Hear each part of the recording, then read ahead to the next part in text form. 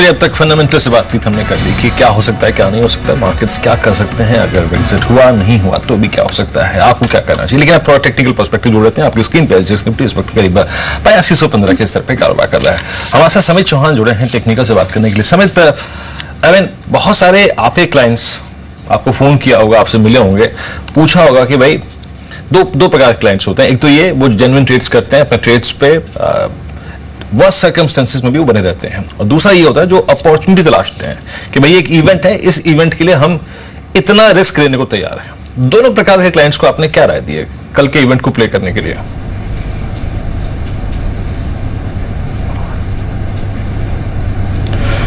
Good morning. देखिए, Nifty की अगर ट्रेंड वाइज देखें तो ये पॉजिटिव ट्रेंड है, बट हालांकि लास्ट 1-1.5 वीक से हम थोड़ा कंसोलिडेशन देख रहे हैं। जैसे आपने बताया, अगर ट्रेडर्स जिनके रिस्क एपेटाइट काफी बड़ी होती है, उनको हमने हर एक डिप में बाइंग की अपॉर्चुनिटी देखने के लिए ऑलरेडी एडवाइस किया हुआ है।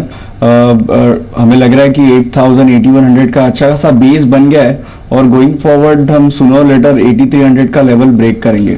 सो जिनकी रिस्क एपेटाइट काफी बड़ी है, उनको हमने हर एक डिप में बाइंग करने की सलाह दी है, और जो मोमेंटम ट्रेडर्स है और वो ज्यादा रिस्क नहीं लेना चाहते, उनके लिए हमने ज्यादा एग्रेसिव पोजीशंस अभी क्रिएट करने की सलाह नहीं दी है, क्योंकि निफ्टी की अगर देखें तो एक रेंज बन चुकी है 8300 to 8050। सो जब तक ये रेंज के बाहर नहीं जाता है, मोमेंटम ट्रेडर्स के लिए वो एक अपॉर्चुनिटी नहीं मिलेगी जहां पे इनको उनके पोजीशन पे मोमेंटम मिलेगा।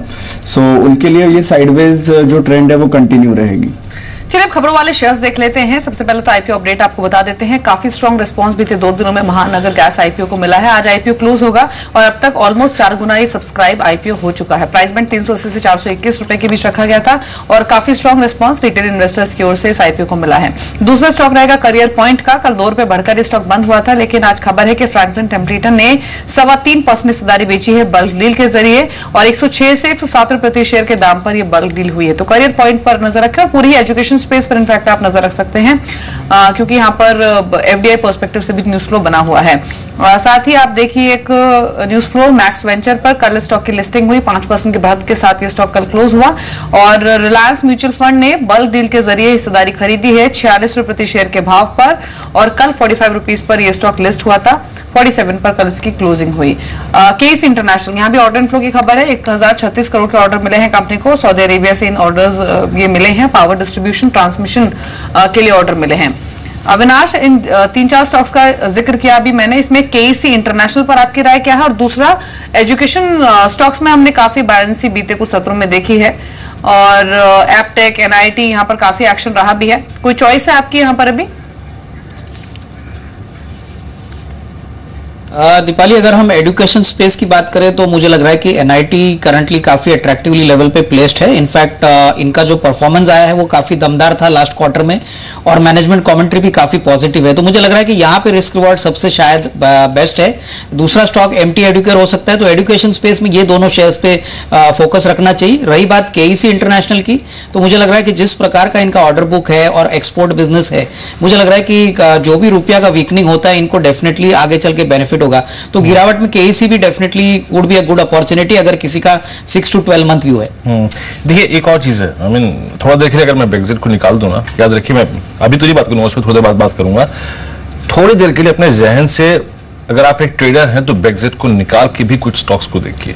ये ब्रेक्जिट का हल्ला हम भी कर रहे हैं, आप भी सुन रहे होंगे, बहुत लोग कर रहे हैं। खैर, ये विषय है तो करना ही पड़ेगा, लेकिन इसके सिवा भी कुछ ऐसे स्टॉक्स हैं, मैं दिखाता हूं आपको। जरा आप एक बात दिखाइए, कल पेट्रोनेट क्या जोरदार तेजी अपने ट्रेडिंग करियर के ऑल टाइम हाई पे बंद हुआ।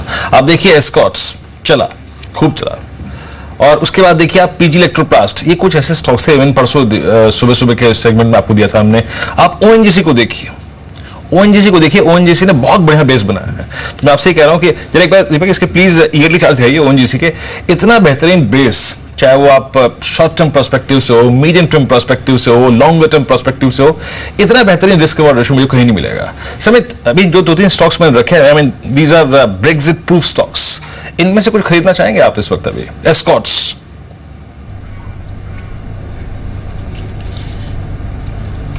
देखिए, इनमें से पेट्रोनेट हमारा प्रेफर्ड पिक रहा है लास्ट 2 महीने से। अगर उसका हम weekly as well as monthly chart देखें तो इसकी जो higher top higher bottom formation है वो कंटिन्यू रह रही है। इनफैक्ट लास्ट 3 वीक्स में इसने जो एक डिप के बाद 255 260 के आसपास एक बेस बनाया, उसके बाद एक रैली जो कंटिन्यू की है, हमें लग रहा है ये रैली और एक्सटेंड होगी। 305 308 के हमारे इमीडिएट इसके लक्ष्य होंगे।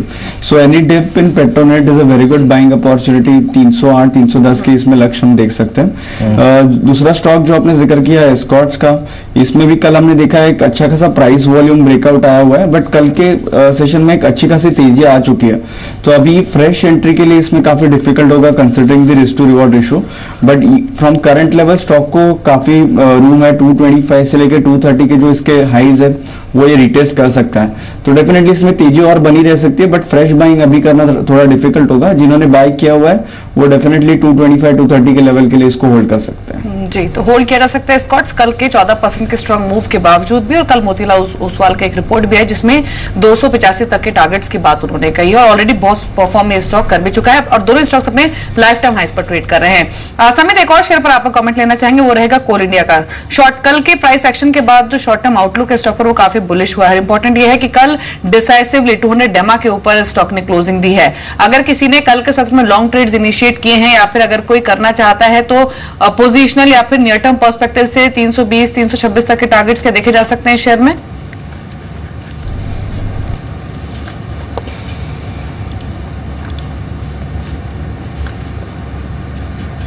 चलिए, समित से बातचीत नहीं हो पा रही, लेकिन अविनाश, कोल इंडिया पर राय आपकी क्या रहेगी? कल टेक्निकल पर्सपेक्टिव से देखें तो अच्छा मूव रहा था ये स्टॉक और डिसाइसिवली 200 डेमा के ऊपर इसने क्लोज किया भी है, लेकिन आपकी राय अभी क्या है इस शेयर पर? हमने हमारे क्लाइंटों को दीपाली इसको कंटिन्यूसली बाय ऑन डिक्लाइन की स्ट्रेटेजी बोली है। हम समझते हैं कि इसकी जो फेयर वैल्यू है वो कम से कम 340 350 तक जा सकती है। थोड़ा सा समय का पेशेंस रखना चाहिए। हमने कहा है कि नेक्स्ट 6 to 8 मंथ्स में जिस प्रकार का वॉल्यूम ग्रोथ एक्सपेंशन कोल इंडिया करेगी प्लस बायबैक की जो खबर है, मुझे लग रहा है कि 330 340 का टारगेट एटलीस्ट नेक्स्ट 6 मंथ्स में पॉसिबल है। तो हमको कोई भी गिरावट में even at the current levels हमको ये बाई लगता है। कोल इंडिया का आप देखें 317 के स्तर पे। समित, दीपाली ने जो प्रश्न आपसे किया था वो था कोल इंडिया के पर्सपेक्टिव से। Coal India as a value buyer, ये कैसा लग रहा है आपको इस वक्त?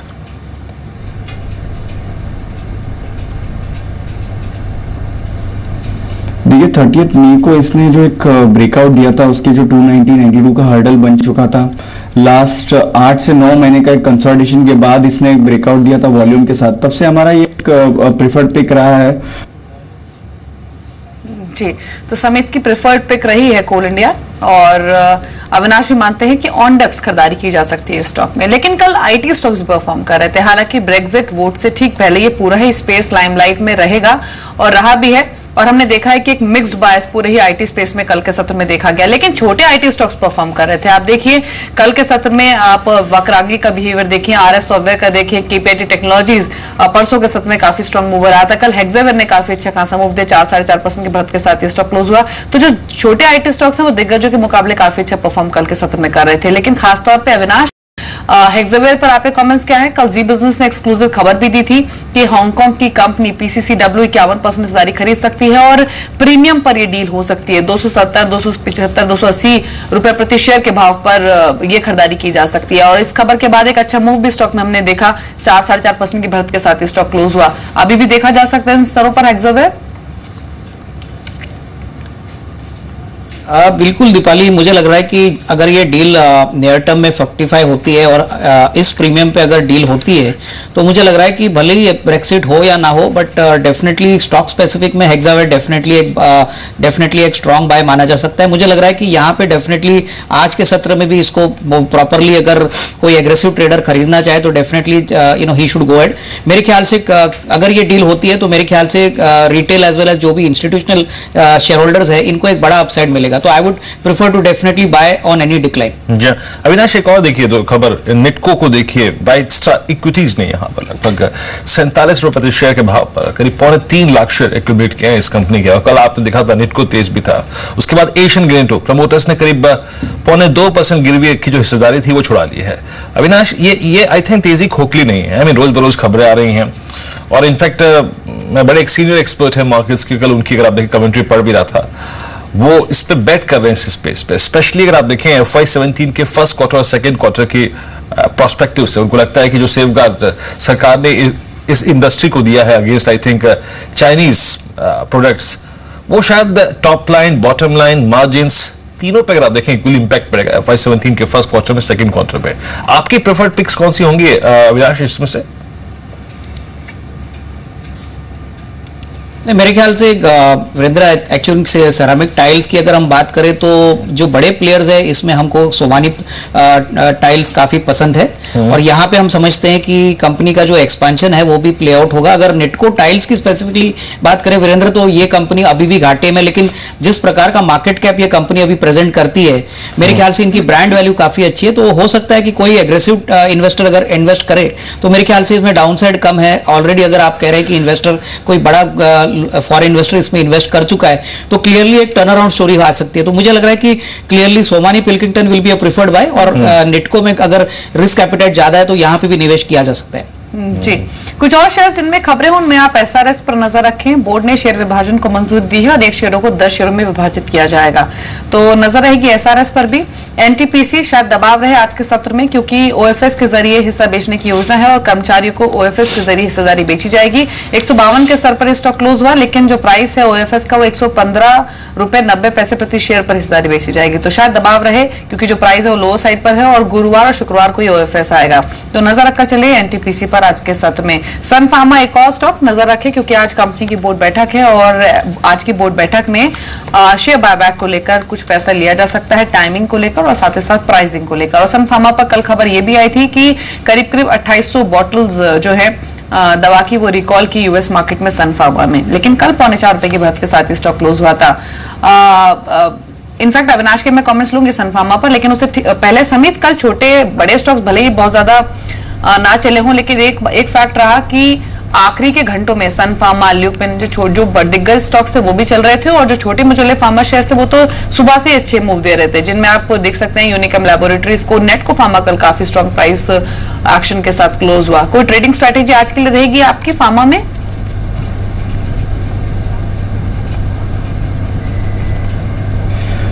देखिए स्पेसिफिकली फार्मा में ऐसा कोई भी अभी ट्रेड देखना काफी डिफिकल्ट है।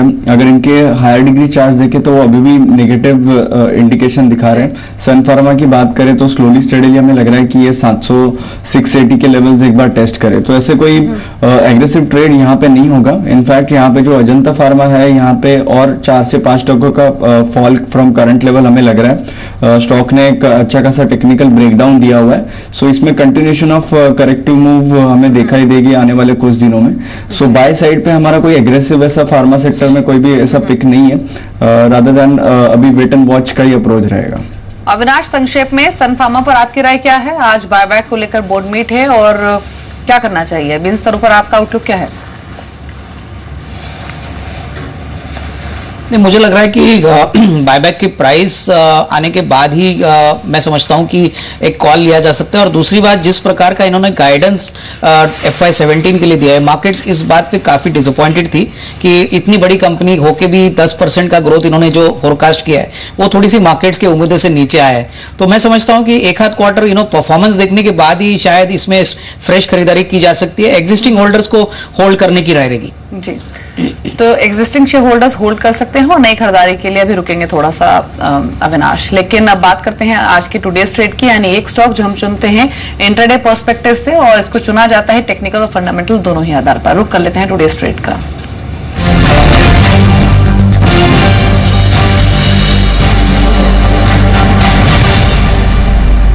हर रोज टुडेज ट्रेड में वीरेंद्र एक शेयर बताते हैं, जान लेते हैं आज का स्टॉक कौन सा है। बताइए वीरेंद्र। पहले आज अगर आप देखें जो मैंने स्टॉक चुना है ना वो ज्यादा टेक्निकल्स पे है, फंडामेंटल्स से आप देखें तो मैं इस पर बात नहीं करूंगा, लेकिन जो चार्टिकली जो हो रहा है, कल देखिए REC ऑलमोस्ट 174 तक गया, हालांकि आप देखें फिर बाजार के साथ नीचे भी आया। लेकिन आज स्टेट ट्रेडिंग कॉर्पोरेशन, देखिए कल ये स्टॉक चल के अगर आप देखें रुक के ऑलमोस्ट 99.35 पे जाके टिक गया। इसमें कल क्या हुआ, देखिए कल इसमें अगर मैं आप बीते 2016 को देखूं ना पूरा जनवरी से लेकर ऑलमोस्ट जून तक, तो इसके 4-5 दिन सबसे स्ट्राइकिंग रहे हैं। एक तो जिस दिन अगर आप देखें तो प्रधानमंत्री श्री नरेंद्र मोदी की जो अमेरिकी यात्रा पूरी हुई थी उसके बाद अगले दिन न्यूक्लियर प्लांट्स की स्थापना के इश्यूज में, उसके बाद कल सबसे स्ट्रॉन्गेस्ट वॉल्यूम डे था। देखिए हो क्या रहा है चार्ट के लिए मैं आपको बताता हूं, आप इसे शायद आज मत खरीदेगा, कल मत खरीदेगा, जब भी फुर्सत मिले खरीदेगा, पहले चार्ट देखिएगा हो क्या रहा है। देखिए वॉल्यूम्स बढ़ रहे हैं इसमें, और वॉल्यूम्स कहां बढ़ रहे हैं मैं आपको एक चीज दिखाता हूं। मैं इसको एक बार मंथली चार्ट्स पे देखता हूं। मंथली चार्ट्स पे ये स्टॉक ऑलमोस्ट 2010 से 500 रुपए का हाई लगाने के बाद इसने एक लो लगाया 2012 में, फिर 13 में, 16 में। 13 का जो लो था ना ठीक वही रहा, उसको वॉलेट नहीं किया। फिर मैं आता हूं डेली चार्ट्स पे। डेली चार्ट्स पे इसने एक बेस बनाया पहले, और बेस बनाने के बाद सबसे पहले इसने 50 डेमा को काटा, वो उसी दिन जिस दिन प्रधानमंत्री श्री नरेंद्र मोदी की जो अमेरिकी यात्रा पूरी हुई थी उसके बाद 50 को काटा, ऊपर गया, लेकिन जाके टिक गया 100 पे, 100 को पार नहीं कर पाया। और उसके बाद 1 2 3 4 5 6 7 8 9 10, कल 10वें सेशन में एक बार फिर से अटेम्प्ट किया 100 डेमा को छूने का। यानी ये एग्जैक्टली कुछ ना कुछ कर रहा है, कैपिटलाइज करने की कोशिश कर रहा है। याद रखिए जिस दिन भी, आज का 100 डेमा है इसका 100 रुपए नहीं 100 डेमा है 103 रुपए 35 पैसे। आज, कल 12 बजे, 1:30 बजे, 2 बजे, कल के 2 बजे, जिस दिन भी ये लेवल निकले उस दिन इस स्टॉक को डेफिनेटली चेस करिएगा बतौर अपॉर्चुनिटिस्ट। जहां जहां आपको अगर आप देखिए अपॉर्चुनिटी नजर आ रही है, क्योंकि उसके बाद इस स्टॉक में एटलीस्ट 20% का मूव संभव है, क्योंकि ये उस दिन के बाद लगभग 120 तक की ट्रजेक्टरी में डेफिनेटली जाएगा, क्योंकि इसके वॉल्यूम्स, क्योंकि इसके अगर आप देखें तो फंडामेंटल्स पर आप देखें, इनफैक्ट मैं बात कर सकता हूं। देखिए इसी क्षेत्र की 2-3 कंपनियां, एक जो सरकारी खेमा जो है ना, वो पिछले कुछ दिनों से एक दो चीजें यहां पर वाइब्रेंट हो रही है। Q4 में कंपनी घाटे से मुनाफे में आई है, और आप MMTC को देख लीजिए, क्या वाइब्रेंसी सडनली इन स्टॉक्स में आ गई है। तो देखिए STC पे नजर रखिएगा। मैं आपसे ये कहूंगा, देखिए जब भी मैं स्टॉक बताता हूं ना आपको, पहली बात तो ये है कि आपको हाई इंपैक्ट कॉस्ट नहीं पे करनी है। ये नहीं है कि 100 रुपए का स्टॉक है और जाके 104 पे ले आए और फिर पूरे दिन एग्जिट ढूंढ रहे हैं। No, not exactly. पहले अपना कंफर्ट देखिए। अब देखिए मैंने पिछले 10 दिन में आपको कौन कौन से स्टॉक बताए थे। आप देखिए एक यूफ्लेक्स, क्या बताया था आपको, 221 रुपए के स्तर पे, कल जाके क्लोज कहां हुआ। इन स्टॉक्स पे आपको थोड़ा समय दे रहा है। 234 ऑलमोस्ट, अगर आप देखिए 242 होकर आ चुका है। कितना एक्टिव रहते हैं अगर आपका इंपैक्ट कॉस्ट निल है तो। शानदार स्ट्रक्चर है STC, ध्यान दीजिएगा स्पेशली 103 के ऊपर। समित, आपकी ऐसी ही कोई खास स्टॉक पे नजर गई है जहां पर बेस बिल्डिंग एक्सरसाइज काफी अच्छी हो चुकी हो? मैं फिर कहूंगा बेस मतलब रिस्क ना के बराबर हो।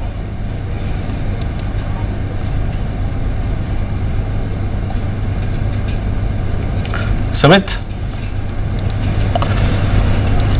फिर आई थिंक बात नहीं हो पा रही है, लेकिन STC नहीं, जिस तरह से वीरेंद्र ने मेंशन किया, बिल्कुल राइटली मेंशन किया कि कुछ selective PSU stocks consistently move कर रहे हैं। और कल के सत्र में STC नहीं, आप देखें MMTC, हिंदुस्तान कॉपर, यहाँ पर अच्छी खासी खरीदारी कल के सत्र में देखी जा रही थी।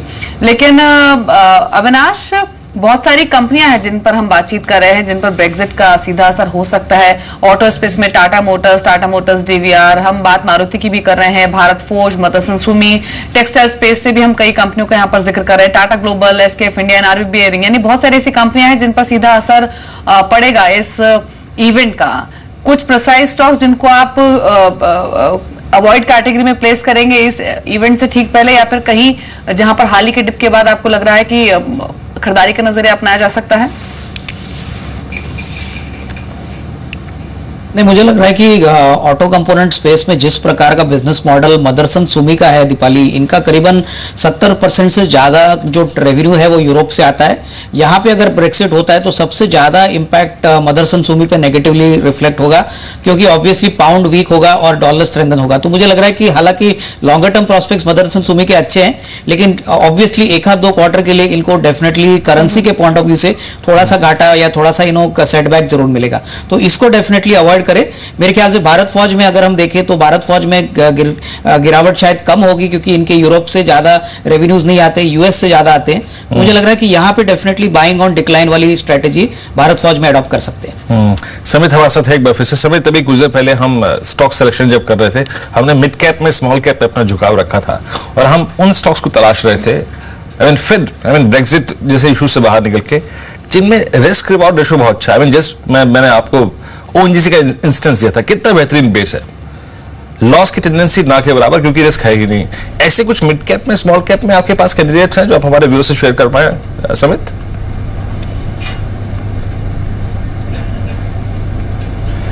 देखिए इसमें काफी दिनों से हमारी नजर आरईसी पे है। आरईसी का अगर हम देखें तो 155 160 का एक अच्छा खासा बेस बन चुका है। इनफैक्ट लास्ट 3 दिनों में इसमें जो वॉल्यूम एक्टिविटी है वो काफी बढ़ चुकी है। तो यहाँ से अगर देखें तो डाउनसाइड थोड़ा कम लग रहा है और हमें लग रहा है कि जैसे ही ये स्टॉक 173 या 175 का लेवल ब्रेक करे तो इसमें अच्छा खासा मोमेंटम ऊपर की तरफ हम देख सकते हैं, जो केस में ये स्टॉक 190 195 के लेवल भी टेस्ट कर सकता है। सो अगर रिस्क रिवॉर्ड रेशियो अगर आप कोई स्टॉक देखना चाहते हैं जिसमें लिमिटेड रिस्क हो और स्टॉक एक अच्छे खासे कंसोलिडेशन फेज में से गया और इसने एक अच्छा खासा बेस बनाया, सो आरईसी एक वो स्टॉक हो सकता है जिसने 155 160 के आसपास अच्छा खासा बेस बनाया और वॉल्यूम एक्टिविटी जैसे इसमें बढ़ रही है, ये और अगर वॉल्यूम एक्टिविटी बढ़ती है और फॉलोअप बाइंग हम देख रहे हैं तो ये स्टॉक 195 195 के स्तर आने वाले कुछ वीक्स में टेस्ट कर सकता है। जी, चलिए राय दी गई है आपको आरईसी पर, लेकिन इसके अलावा 3 और स्टॉक्स जहां पर आज डिविडेंड एडजस्टमेंट होगा और ये स्टॉक अगर डिविडेंड एडजस्टमेंट के बाद नीचे दिखे तो आप ध्यान रखें, इसलिए शेयर की जा रही है बात। इंडसइंड बैंक 4.5 रुपए प्रति शेयर का डिविडेंड एडजस्टमेंट आज इस स्टॉक में होगा। इंडियन बैंक में 1.5 रुपए प्रति शेयर का एडजस्टमेंट होगा और वेल्सपन कॉर्प में 50 पैसे का। तो ये एडजस्टमेंट के बाद इतने नीचे ये स्टॉक्स आज के सत्र में दिख सकते हैं। लेकिन अविनाश, अभी हाल ही में बैंकिंग को लेकर काफी सारे ब्रोकरेज इंस्टीट्यूशंस की रिपोर्ट्स आई हैं। पीएसयू बैंक में जो स्टॉक सबसे ज्यादा कंफर्ट दे रहे हैं या फिर जिनका सबसे ज्यादा नाम आया है बाय साइड पर, उसमें पीएनबी पर काफी बातचीत हुई है। आज भी कुछ रिपोर्ट्स आई हैं जिसमें उन्होंने बैंकिंग में चुना है पीएनबी को, जहां वो मानते हैं कि अच्छा परफॉर्मेंस ये स्टॉक गोइंग फॉरवर्ड दिखा सकता है। और हमने देखा भी है कि मई ऑनवर्ड 70 रुपए के स्तर से इसने काफी स्ट्रॉन्ग रिकवरी दिखाई भी है। क्या वैल्यूएशन अब थोड़ी स्ट्रेच लग रही है या फिर इन स्तरों पर भी देखा जा सकता है? और अगर ये स्टॉक नहीं तो आपका चुनिंदा पिक कौन सा है? मेरे ख्याल से दीपाली पीएनबी में डेफिनेटली जिस प्रकार का परफॉर्मेंस आया है, मुझे लग रहा है कि आने वाला क्वार्टर भी शायद थोड़ा सा चैलेंजिंग और दिक्कत भरा हो। तो पीएनबी को मैं नहीं समझता हूं कि अभी इमीडिएटली कोई बाइंग करनी चाहिए, एटलीस्ट फंडामेंटल पर्सपेक्टिव से। आई थिंक अगर बाइंग होनी चाहिए तो बैंक ऑफ बड़ौदा और एसबीआई में। मैं समझता हूं कि ये दोनों ही बैंक्स, अगर हम रिस्क रिवॉर्ड नेक्स्ट 6 मंथ्स की बात करें तो मुझे लग रहा है कि इन्होंने ज्यादातर अपने एसेट क्वालिटी को काफी हद तक राइट ऑफ किया है और आगे के क्वार्टर्स में शायद थोड़ी सी और इंप्रूवमेंट देखने को मिलेगी। तो bank of Baroda will be a better choice compare to PNB. जी हाँ, चलिए एक छोटे से ब्रेक का वक्त है और ब्रेक के बाद जब लौटेंगे तो बात करेंगे कुछ आज के ऑप्शन स्ट्रेटजीज पर, कुछ स्टॉक ऑप्शंस जहां पे आप थोड़ा रिस्क फ्री ट्रेडिंग कर सकते हैं और कुछ और स्टॉक्स पर चर्चा करेंगे। छोटा सा ब्रेक लेकर तुरंत हाजिर होता है।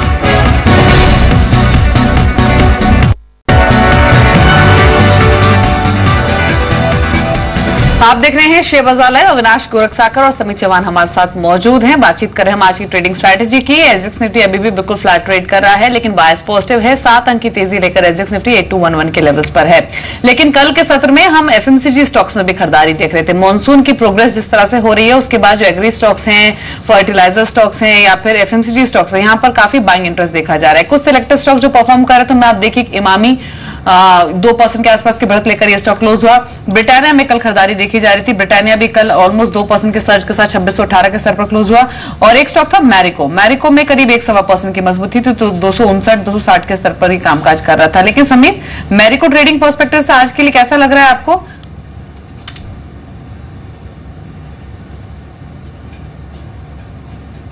वो काफी क्लोजली ट्रैक कर रहे हैं। कल अगर देखिए तो एक 4 से 5 वीक के कंसोलिडेशन के बाद ये स्टॉक 257 258 के लेवल क्लोजिंग बेसिस पे ब्रेक कर पाया। तो ये मोमेंटम और कंटिन्यू रहेगा। थोड़ा स्लो मूविंग स्टॉक है तो ज्यादा एग्रेसिव टारगेट इस पे नहीं होंगे। 266 से लेकर 268 के लेवल इसमें रीटेस्ट हो सकते हैं, तो इसमें पॉजिटिव बायस आज भी हम देख सकते हैं और ये इसका 255 का काफी अच्छा सपोर्ट बना है। सो ट्रेडर्स के लिए 266 268 के टारगेट के लिए एक बाइंग अपॉर्चुनिटी हो सकती है और नीचे 255 का स्टॉप लॉस होगा। एक और चीज याद रखिए, बाजार में जब कोई ट्रेडर्स या फिर ग्रुप ऑफ इन्वेस्टर्स जब किसी चीज पे तुलते हैं तो तुल ही जाते हैं।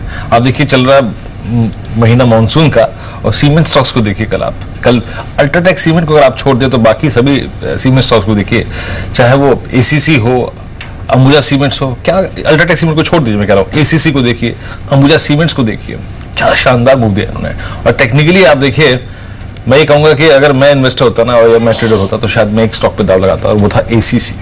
टेक्निकली सबसे अव्वल दर्जे का स्टॉक। आज भी भाव देख लीजिए आपकी स्क्रीन पर, एसीसी 1571, तारीख है 23 जून 2016। समेत इस चार्ट को देखिए, ऐसा लग रहा है कि बस इसको हल्का सा बाजार ने जकड़ा हुआ है, अदरवाइज एक कुछ का कुछ कर बैठे। क्या कहते हैं आप एसीसी पर?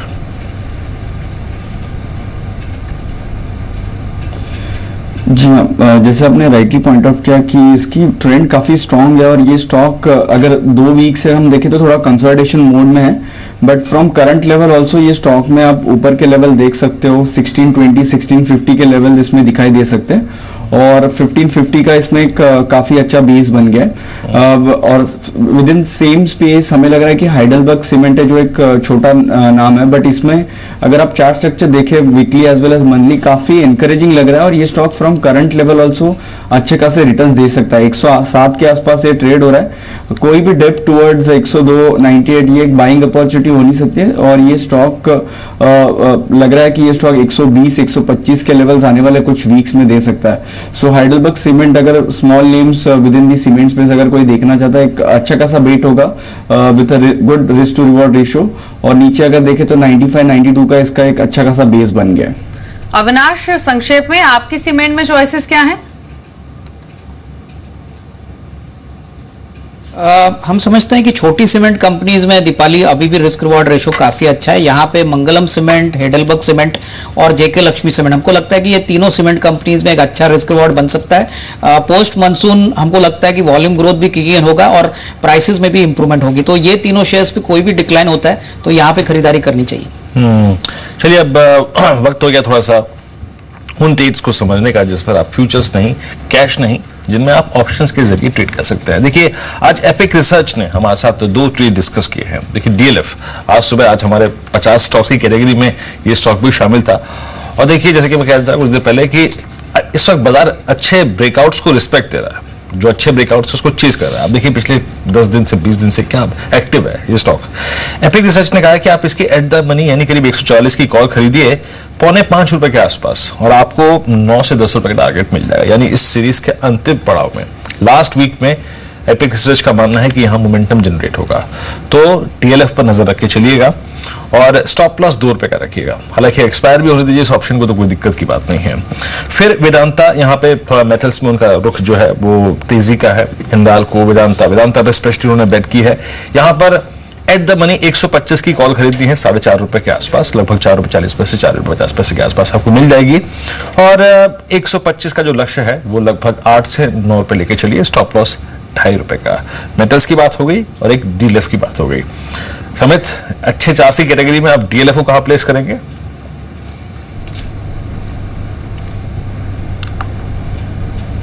देखिए डीएलएफ में रिसेंटली एक रियलिटी स्पेस में हमने अच्छी खासी तेजी देखी थी जिसमें आईबीआर और एचडीएल ने काफी अच्छे रिटर्न्स दिए थे, बट डीएलएफ थोड़ा अंडर परफॉर्म ये पूरे फेज में किया हुआ था। बट लास्ट 2-4 दिनों से हमें अच्छा खासा ट्रैक्शन दिख रहा है ये स्टॉक में, जो इसके मल्टी मंथ हाइज है अराउंड 138 139, ये स्टॉक उसके ऊपर अभी कन्विंसिंगली ट्रेड करना चालू कर दिया है। तो ये स्टॉक में और थोड़ी तेजी कंटिन्यू हो सकती है। 148 150 के लेवल्स आप 2 या 3 वीक्स में देख सकते हो। सो इसमें पॉजिटिव बायस है वो कंटिन्यू रहेगा। फिलहाल मोमेंटम वाइज जैसे ये स्टॉक पहले ट्रेड करता था इसमें थोड़े वाइड मूवमेंट्स आते थे, हाई बीटा स्टॉक माना जाता था, बट लास्ट 2-3 महीनों में इसमें वो मूवमेंट हम देख नहीं रहे, बट स्लोली स्टेडली हमें लग रहा है ये 148 150 के लेवल्स एक बार टेस्ट करेगा। जी, तो डीएलएफ लगातार परफॉर्मर रहा भी है, खबरों में भी रहा है। कल फिर से खबर आई थी कि डीएलएफ साइबर सिटी में 40% स्टेक सेल को लेकर कई प्रोस्पेक्टिव बायर्स से बातचीत चल रही है और 5 बायर्स को फाइनलाइज कैटेगरी में प्लेस किया गया है। और अभी कुछ दिनों पहले जब मिस्टर तलवार से बातचीत हुई भी थी तब भी उन्होंने ये बात मेंशन की थी कि जुलाई अगस्त के दौरान कुछ कंक्रीट आउटकम इस स्टेक सेल को लेकर बाहर आ सकता है। लेकिन रियलिटी की बात हुई है अविनाश, तो अभी सीएलएसए की आज एक रिपोर्ट आई है जिसमें उन्होंने रियलिटी सेक्टर पर अपना आउटलुक जारी किया है। डीएलएफ के साथ उनको अभी भी कंफर्ट नहीं मिल रहा है, लेकिन जो स्टॉक उन्होंने रेकमेंड किए हैं सीएलएसए ने, जहां पर बाय कवरेज इनिशिएट की, उनमें शोभा लिमिटेड, प्रेस्टीज एस्टेट और ओबरा रियलिटी की बात की है। लेकिन बीते 2 महीनों में जो खरीदारी दिखी है रियलिटी शेयरों में, उसको ध्यान में रखते हुए और ये भी ध्यान में रखते हुए कि आगे चल के रेट कट की प्रोबेबिलिटी है, आप किन स्टॉक्स को चेज करना चाहेंगे? मुझे लग रहा है कि डेफिनेटली शोभा और ओबेरॉय रियल्टीज में निवेश के पॉइंट ऑफ व्यू से ये काफ़ी अच्छे स्टॉक्स है, क्योंकि इनकी बैलेंस शीट और इनकी जो ऑर्डर बुक है वो काफ़ी स्ट्रांग है। लेकिन अगर हम रेट कट की बात करें तो दीपाली डीएलएफ डेफिनेटली बेनिफिट होगा, क्योंकि अभी भी डेट अगर हम बैलेंस शीट पे देखें तो काफ़ी बड़ी डेट है। तो जो भी रेट कट आता है वो उन कंपनीज को ज़्यादा फायदेमंद होगा जहाँ पे डेट ज़्यादा होगी। तो I would prefer to put a bet even on DLF as well as Sobha as well as Oberoi realties. तो यहाँ पे डेफिनेटली रेट कट और ऑब्वियसली जो बिजनेस एनवायरनमेंट है वो अगर सुधरता है तो रियल एस्टेट सेक्टर को डेफिनेटली पॉजिटिव बेनिफिट मिलना चाहिए। जी हाँ, कल के कुछ और अगर आप देखिए जो स्टार प्राइस परफॉर्मेंस थे जिनमें काफी स्ट्रांग मूव था। आई मीन इसमें आपने एस्कॉर्ट्स का जिक्र कर दिया हमने, पेट्रोनेट का जिक्र कर दिया हमने, एक अशोक लेलैंड कल चल के भी नहीं चल पाया। अशोक लेलैंड को देखिए, इस दौर के अगर आप 3-4 ब्रेकआउट फेलियर्स को देखिए ना तो वो था अशोक लेलैंड। और इसी स्पेस का कमर्शियल व्हीकल सेगमेंट में आप एक M&M को देखिए, कितनी स्ट्रांग पॉसिबिलिटी इसने अगर आप देखिए बता दी थी कि भैया मैं 1400 के ऊपर निकलूंगा, लेकिन ये भी इसने भी रिवर्सल ले लिया। फिर आप देखिए टीवीएस मोटर्स को, टीवीएस मोटर्स ये भी अच्छा चलने को तैयार था, लेकिन इसने भी ऑलमोस्ट रिवर्सल ले लिया 295 के स्तर पे। लेकिन फिर भी इसने समहाउ वो जो फीलिंग थी ना कि मैं कभी भी निकल सकता हूँ वो बनाए रखी है। इनमें से कोई शॉर्टिंग का कैंडिडेट आपको नजर आता है इस वक्त? इनफैक्ट अविनाश, जिनको अवॉइड कर सकते हैं या फिर पॉसिबली शॉर्ट कर सकते हैं इस वक्त TVS Motors, M&M, Ashok Leyland? नहीं, मुझे लग रहा है कि इन सारे शेयर्स में मेरे ख्याल से अगर जो शेयर शॉर्ट कर सकते हैं शॉर्ट टर्म में, मुझे लग रहा है टीवीएस मोटर्स रहेगा, क्योंकि जिस हिसाब से भाव बढ़ चुका है, मेरे ख्याल से कोई भी इंक्रीमेंटल वॉल्यूम ग्रोथ आता है तो वो शेयर ने ऑलरेडी, हमको लगता है FY17 के भी 1-2 क्वार्टर्स मार्केट ने पूरी तरह से स्टॉक में डिस्काउंट कर चुके। तो टीवीएस मोटर्स में डेफिनेटली मुझे लग रहा है कि शायद गिरावट के लिए स्कोप है, both from fundamental as well as technical perspective. तो यहाँ पे शॉर्टिंग के लिए अपॉर्चुनिटी है। M&M में मैं नहीं समझता हूँ कि कोई शॉर्ट जाना चाहिए। जी, अभी कुछ देर पहले हम मदरसन सुमी की बात कर रहे थे और एक ब्रेक्जिट वोट से ठीक पहले एक हैंगओवर जरूर शायद रहे स्टॉक पर, लेकिन एक फैक्ट ये भी है कि एक तो 2 सत्रों में ये स्टॉक चला भी है और आज फिर से खबरों में है, हर्ड ऑन द स्ट्रीट है कि कंपनी बड़े मेगा रिस्ट्रक्चरिंग प्लान को आगे बढ़ाना चाहती है फंड्स रेज करने के लिए और अपने एग्जिस्टिंग बिजनेस को एक्सपैंड करने के लिए। और इस तरह की खबरें हैं कि मदरसन सुमी को संवर्धना मदरसन ऑटोमोटिव सिस्टम ग्रुप के साथ मर्ज किया जा सकता है। तो नजर रखकर चलिए, स्टॉक में 2 सेशन में चला भी है। बहुत संक्षेप में आपका कमेंट क्या है समीत मदरसन सुमी में?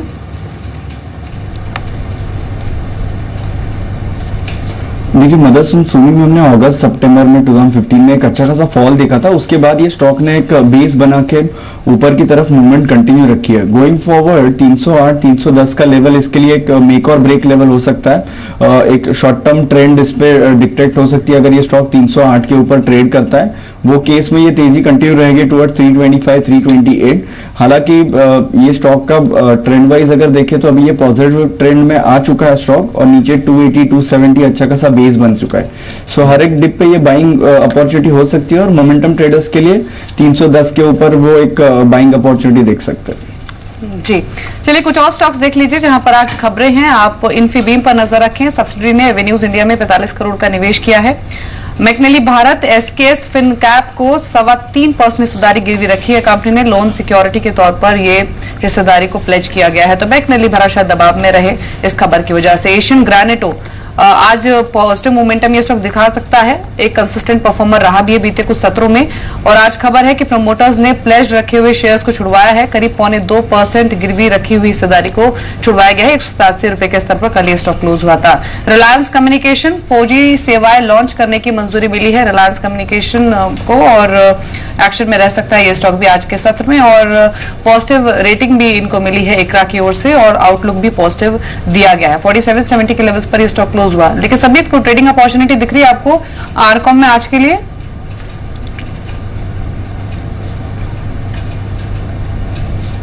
नहीं, फिलहाल अगर इसकी प्राइस एक्शन देखें तो इसमें स्टॉक में कोई मेजर ट्रेंड नहीं दिख रहा है। 45-46 का हालांकि काफी अच्छा सपोर्ट है बट वॉल्यूम भी इतने खास नहीं है और प्राइस एक्शन में भी कोई एनकरेजिंग साइंस नहीं दिख रहे। सो इसमें हम फिलहाल तो ट्रेडिंग अपॉर्चुनिटी नहीं देखेंगे। With in the telecom space भारतीय एयरटेल एक स्टॉक है जो हमें काफी अच्छा लग रहा है। 372 374 के लेवल्स हम आने वाले 4 से 5 दिनों में इसमें एक्सपेक्ट कर रहे हैं। जी, चलिए 9 बजे हैं, शेयर बाजार लाइव को यहीं रोकते हैं। हर रोज की तरह शुरुआत करते हैं फर्स्ट ट्रेड की। पहले देख लीजिए हेडलाइंस।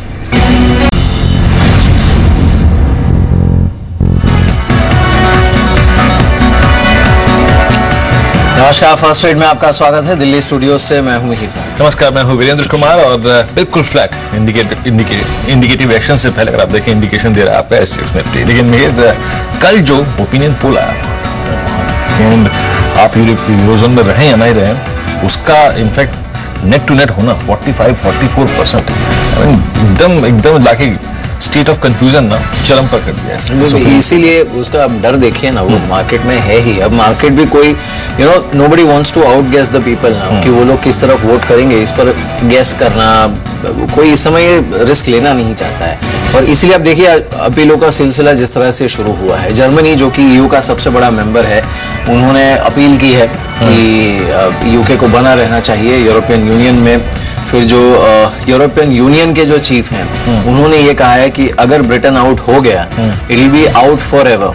यानी ये क्लियरली इंडिकेट कर रहे हैं कि अब जो स्टांस है वो सबका हार्ड होना शुरू हुआ है, सबके बीच डेटा इंडिकेटिव। जी हाँ, आपकी स्क्रीन पर आप देखें 87 अंक नीचे निफ्टी। ईश्वर करेंगे सच्चाई ना हो, थोड़ी देर में अगर आप देखें ये मैच्योर हो जाएगा। 76 अंक नीचे, इस वक्त 44 अंक नीचे, इस वक्त सेंसेक्स है। टाटा स्टील देखिए बाजार का नीचे जाना भी मुश्किल लगता है, जैसे कि मीर ने बिल्कुल सही पॉइंट आउट किया कि स्टेट ऑफ कंफ्यूजन अब बिल्कुल चरम पे है। जितना कंफ्यूजन में इस वक्त तिजड़िया है उतना मंदड़िया भी। इस बीच अगर आप देखें फॉरेक्स मार्केट की ओपनिंग, रुपया करीब करीब 6741 की ट्रैजेक्टरी में खुला है। somehow I mean secured in the trajectory of 6730 to 6768। I mean जो सोमवार को हमने देखिए, याद रखिए जो सोमवार को हमने गैप डाउन ओपनिंग देखी थी, लेकिन उस दिन के लो को अब तक हमने वॉलेट नहीं किया है। तो अभी फॉरेक्स मार्केट में भी स्टेट ऑफ कंफ्यूजन बरकरार है। खैर आपकी स्क्रीन पे बीपीसी लग रहा है, देखें 4 रुपए ऊपर 1014 के स्तर पे, केएल बिल्कुल फ्लैट 375 की ट्रैजेक्टरी में। और अगर आप कुछ स्टॉक्स को देखें जहां पर तेजी है मंदी है, एमएनएम बैकफुट पे 1342 के स्तर पे लगभग 17 रुपए नीचे है। यहाँ पे कमजोरी का रुझान है। भारतीय एयरटेल बिल्कुल फ्लैट 363 के स्तर पे कारोबार करता हुआ। और उसके बाद मारुति अगर आप देखें 17 रुपए नीचे 4134 के क्लस्टर में। और रिलायंस बिल्कुल फ्लैट कारोबार कर रहा है। लेकिन आप थोड़ा सा इशू को बदलते हैं और चलते हैं एक बार फिर से लेटेस्ट डेवलपमेंट्स पे, इंडेक्स पे क्या इंपैक्ट होगा, स्टॉक्स पे क्या इंपैक्ट होगा, ब्रोकिंग हाउसेस का व्यू क्या है। अंचल मॉर्निंग बताइए। शुक्रिया। ब्रोकिंग हाउस का व्यू सबसे पहले Bank of America Merrill Lynch ने